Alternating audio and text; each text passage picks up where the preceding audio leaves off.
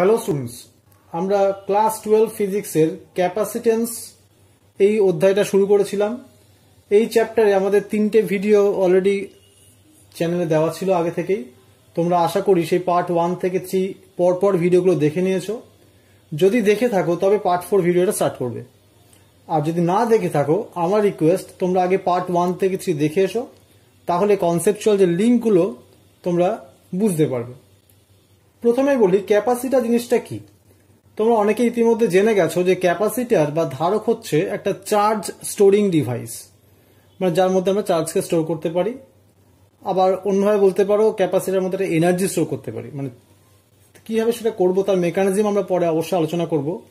ছবিতে দেখো দুটো কন্ডাক্টর রেখেছি, একটা পরিবাহী 1 কন্ডাক্টর 1 আর একটা পরিবাহী 2 মানে কন্ডাক্টর 2 দেখতে পাচ্ছ। কন্ডাক্টর 1 এর চার্জ হচ্ছে কিউ, আর ঠিক equal amount of charge minus Q second পরিবাহীটাতে আছে, এবং তাদের মধ্যে কার যে ফাঁকা স্থান তার মধ্যে কোনো একটা ডাইইলেকট্রিক মানে কোনো পরাবৈদ্যুতিক বা অন্তরক মাধ্যম দিয়ে তাদেরকে সেপারেট করে রাখা হয়েছে। এইভাবে তুমি যদি দুটো কন্ডাক্টরকে একটা ইনসুলেটর বা ডাইইলেকট্রিক দিয়ে সেপারেট করে একটা সিস্টেম তৈরি করো, ওই সিস্টেমটাকে আমরা বলবো ক্যাপাসিটার। একটু খাতায় লিখে নাও, আমি দুটো ভাষাতেই বলবো, বাংলাতে বলছি ইংরেজিতে বলছি। আগে হোয়াট ইজ ক্যাপাসিটার বলে তোমরা কি উত্তর দেবে খাতায় লিখে নাও। A capacitor is a system of two conductors separated by an insulator or dielectric. Bangla লিখে নাও, একটি অন্তরক দিয়ে পৃথক করা দুটি পরিবাহী বিশিষ্ট সংস্থাই হলো ধারক।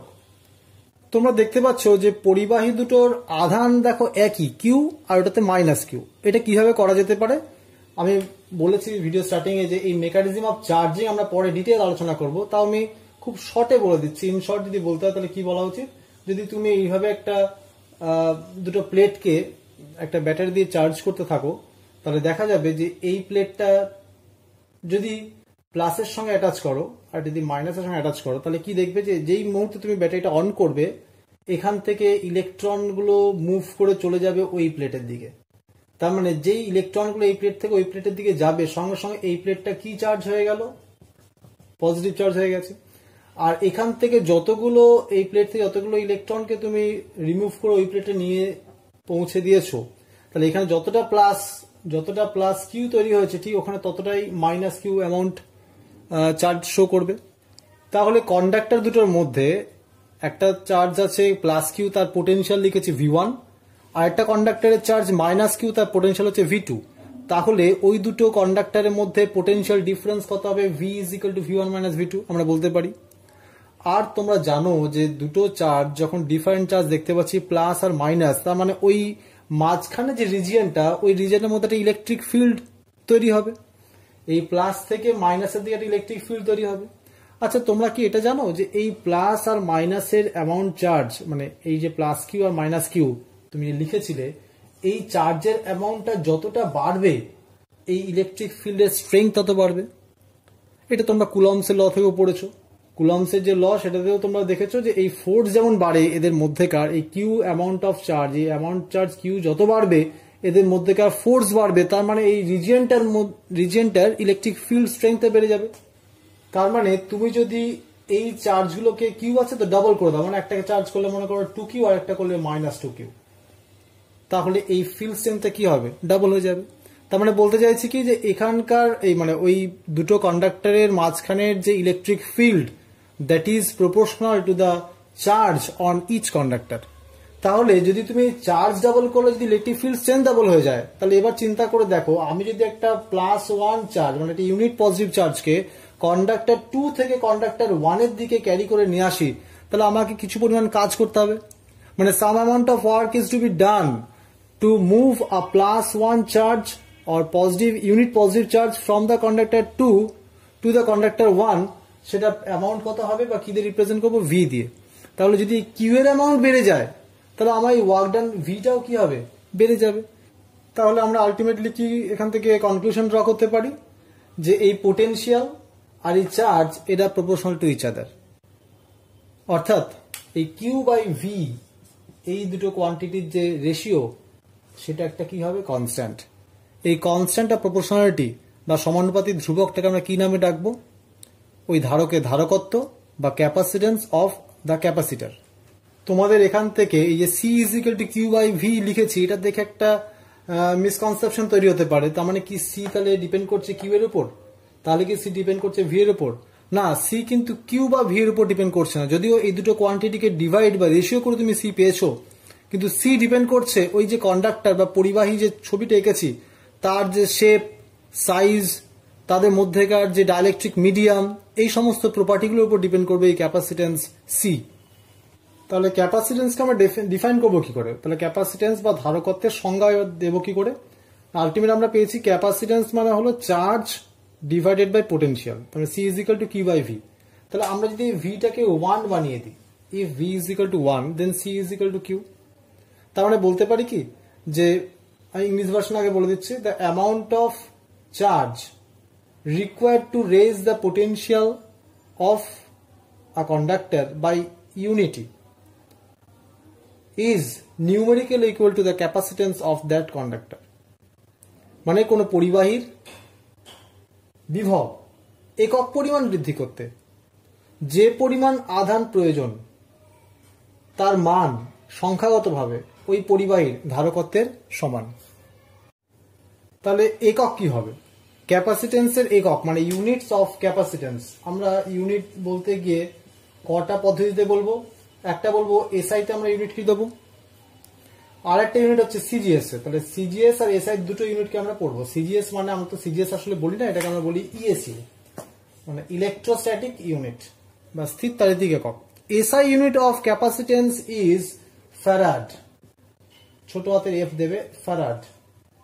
আর যদি বড় হাতে দাও তাহলে অনলি এফ। তাহলে ফারাড, F A R A D, ফারাড বা এফ। আর ইএসইউ তো তোমরা তো জানো, এর আগে একটা স্ট্যাট লাগিয়ে দিতে হবে। স্ট্যাট বড় এফ লিখতে পারো, ছোট হাতের স্ট্যাট লিখে বড় হাতের এফ দেবে, অথবা লিখবে বানান করে স্ট্যাট ফারাড।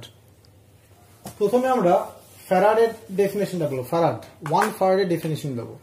তুমি কি শিখেছো? C is equal to Q by V. এবার এসআই সিস্টেমে কিউটা কত হবে? 1 কুলম। পোটেনশিয়াল ভোল্ট কি হবে? এটা 1 ভোল্ট, ভি হচ্ছে 1 ভোল্ট, আর সি হলো 1 ফ্যারাড। তার মানে তুমি যদি কোনো একটা কন্ডাক্টরকে 1 কুলম চার্জ দাও এবং তার জন্য তার পোটেনশিয়াল যদি 1 ভোল্ট ইনক্রিজ করে, বেড়ে যায়, তাহলে বুঝবো ওটার ক্যাপাসিটেন্স কত আছে? 1 ফ্যারাড। তার মানে কোন একটা পরিবাহীর যদি 1 ভোল্ট বিভব পার্থক্য বৃদ্ধি করতে 1 কুলম আধানের প্রয়োজন হয়, তবে ওই ধারকের ধারকত্ব আমরা কি বলবো, বা ওই পরিবাহী ধারকত্ব আমরা কি বলবো? 1 ফ্যারাড। তাহলে ইংলিশ ভার্সনে লিখে নাও, the capacitance of a conductor is said to be 1 farad if 1 coulomb of charge is sufficient to raise the potential through 1 volt. এবার 1 স্ট্যাট ফ্যারাডের ডেফিনেশন দেবো। তাহলে আগে লিখে নি, এই সি এর জায়গাতে কত লিখবো? 1 স্ট্যাট ফ্যারাড। তাহলে কিউ কত লিখবো আমরা বলো? 1 স্ট্যাট কুলম। আর ভি কত হবে? 1 স্ট্যাট ভোল্ট। সবকটা স্ট্যাট ওয়ার্ড দিলে তোমার ইএসইউ ইউনিটে কনভার্ট করে নিতে পারি। তাহলে আগের মতোই বলবো যে কোনো পরিবাহীর বিভব 1 স্ট্যাট ভোল্ট বৃদ্ধি করতে যদি 1 স্ট্যাট কুলম আধানের প্রয়োজন হয়, তবে ওই পরিবাহীর ধারকত্বের মান কত হবে? 1 স্ট্যাট ফ্যারাড। এটা নিজের ভাষায় লিখে নাও যেভাবে বললাম। আর ইংলিশ ভার্সনে কি লিখবে? তোমরা লেখো, the capacitance of a conductor is said to be 1 stat farad if 1 stat coulomb charge is sufficient to raise the potential of the conductor by 1 stat volt. এবার আমরা দেখবো যে 1 ফ্যারাড এবং 1 স্ট্যাট ফ্যারাড এদের মধ্যে কি রিলেশন আছে। এটা খুব ইম্পর্টেন্ট, এটা পরীক্ষাতে প্রায় এসে থাকে। 1 farad is equal two how much stat farad. এটা আমরা ডিরাইভ করবো কি করে? খুব সুন্দর একটা প্রমাণ দেখে নেওয়া যাক। চলো, ফার্স্টে আমাকে বলতে হবে যে 1 ফ্যারাড ইজ ইকুয়াল টু আমরা কি ডিফাইন করলাম? 1 কুলম বাই 1 ভোল্ট। মানে ক্যাপাসিটেন্স মানে তো চার্জ বাই পোটেনশিয়াল। তাহলে ক্যাপাসিটেন্স 1 ফ্যারাড, চার্জ 1 কুলম, এটা 1 ভোল্ট। এবার এটাকে কনভার্ট করে দাও তুমি ইএসইউতে, মানে স্ট্যাট কুলমে কনভার্ট করবে। তোমরা জানো 1 কুলম মানে কত হয়? 3 × 10⁹ স্ট্যাট কুলম। আর 1 ভোল্ট মানে কত হয়? 1/300 স্ট্যাট ভোল্ট। তাহলে এটা যদি উপরে চলে যায় তাহলে কত হবে 9 ইন্টু 10 টু দি পাওয়ার, এখানে 9টা আছে, এখানে 1 2 মানে 11 স্ট্যাট ফ্যারাড। তাহলে আলটিমেট কি পেলাম, 1 farad is equal two 9 into 10 to the power 11 stat farad. এটা কোনো কোনো অঙ্কেও তোমার কাজে লাগতে পারে। এছাড়াও কিছু ছোট ছোট একক আছে, সেটাও জেনে রাখা উচিত। কিছু স্মলার ইউনিটস, যেমন মনে করো বললাম 1 মাইক্রোফ্যারাড, এটা তোমরা জেনে রাখো। 1 মাইক্রোফ্যারাড অঙ্কে দেখবে প্রবলেমে আছে, 1 মাইক্রোফ্যারাড ইউনিট তুমি কনভার্ট করবে কিসে, ফ্যারাডে। That is given by 10 to the power -6 farad. তাহলে 1 মাইক্রোফ্যারাড মানে কত লিখবো, 10 টু দি পাওয়ার -6 ফ্যারাড। যদি দেয় এরকম 1 পিকোফ্যারাড, পিএফ ছোট পি বড় F, 1 picofarad small P capital F, ভালো করে দেখবে কিন্তু বড় ছোট উল্টো পাল্টা করে দিও না, সেটা হবে 10 টু দি পাওয়ার -12 ফ্যারাড। এটা হবে 10 টু দি পাওয়ার -12, এটা ছিল -6, তাহলে মাইক্রো আর -12 হলে কত হবে, পিকোফ্যারাড হবে। এবার আমরা দেখবো ডাইমেনশন অফ ক্যাপাসিটেন্স, মানে ধারকত্বের মাত্রা তাহলে কি হবে। প্রথমে লিখে দিলাম ডাইমেনশন অফ সি, এটা তাহলে কি হওয়া উচিত, dimension of Q divided by dimension of V. এখন তোমরা জানো যে current I is equal to কত হয়, কিউ ডিভাইডেড বাই টি।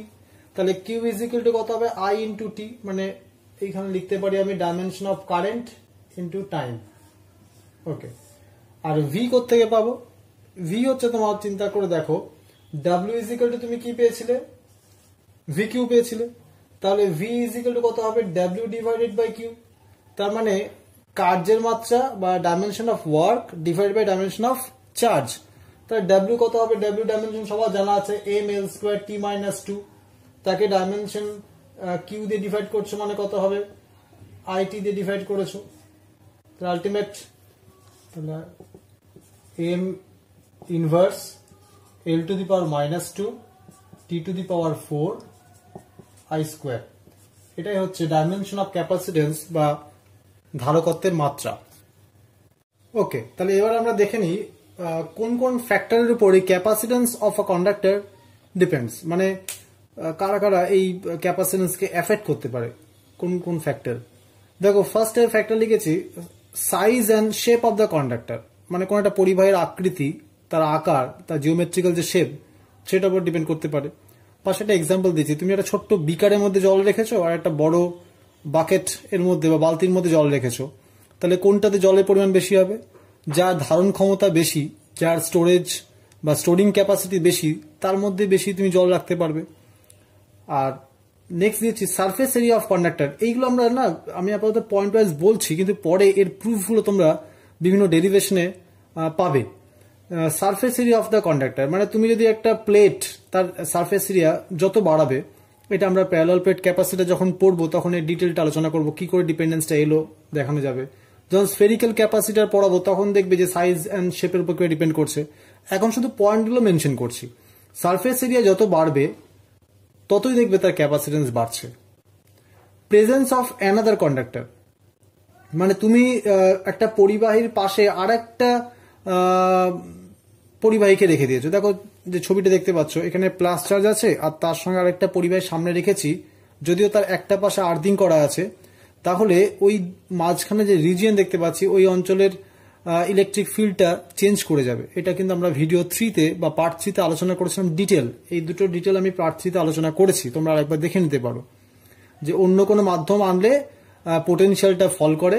আর তোমরা তো জানো যে সি ইজ ইকুয়াল টু যদি কিউ বাই ভি হয়, আর ভি যদি তোমার এখানে পোটেনশিয়াল যদি তুমি কোনোভাবে কমাতে পারো, তাহলে তো সিটা বেড়ে যাবে। তোমার ধারকত্ব বাড়াতে গেলে আমার কি করতে হবে, পোটেনশিয়ালটা কমাতে হচ্ছে। তাহলে আমি যদি আরেকটা পরিবাহীকে ওর সামনে নিয়ে আসি, যেহেতু তার বিভবটা কমে যাচ্ছে, তাই ওই সংস্থাটার ক্যাপাসিটেন্সটা কি হবে, বেড়ে যাবে। আর যদি আমি দুটো পরিবাহীর মাঝখানে যে মাধ্যম পরাবৈদ্যুতিক বা ডাইলেকট্রিক সাবস্টেন্স ওর মধ্যে প্লেস করি, ওই ডাইলেকট্রিক সাবস্টেন্সের যে প্রপার্টি তার উপর ডিপেন্ড করছে ক্যাপাসিটেন্সটা কতটা বাড়বে বা কমবে। তাহলে তোমরা এই পার্ট 4 ভিডিওতে যা যা শুনলে বা আমি যা যা লিখেছি, তোমরা আগে খাতায় ভালো করে লিখে নাও। ভিডিও পার্ট 1 থেকে 4 ভালো করে ক্লিয়ার করে রাখো। তারপর নেক্সট ভিডিওতে আমরা ক্যাপাসিটেন্স কিভাবে চার্জ করা হয় এবং চার্জিং এর জন্য তার মধ্যে কতটা এনার্জি স্টোর হয় তার এক্সপ্রেশনগুলো আমরা দেখব। ওকে।